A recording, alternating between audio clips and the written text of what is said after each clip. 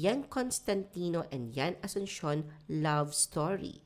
Si Yang Constantino at ang kanyang asawang si Yan Asuncion ay una nagkakilala sa simbahan at sa mga meet-up kasama kanilang mutual friends.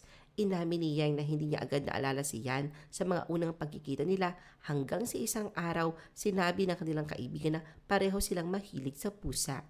Dahil sa parehong hilig sa mga pusa, pananampalataya at musika, unti-unti silang naging malapit sa isa't isa. Kahit hindi naghahanap ng pag-ibig si Yang noon, natagpuan niya ito kay Yan. Sa isang panayam, ibinahagi ni Yang na they were each other's first.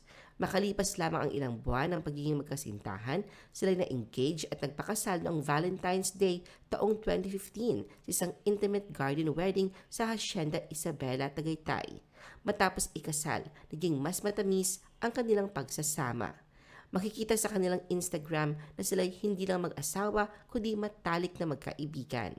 Magkasama silang naglalakbay sa iba't ibang bansa tulad ng Vietnam, Japan at Maldives kung saan sila nag-honeymoon. Noong 2018, nagbakasyon din sila sa Bhutan.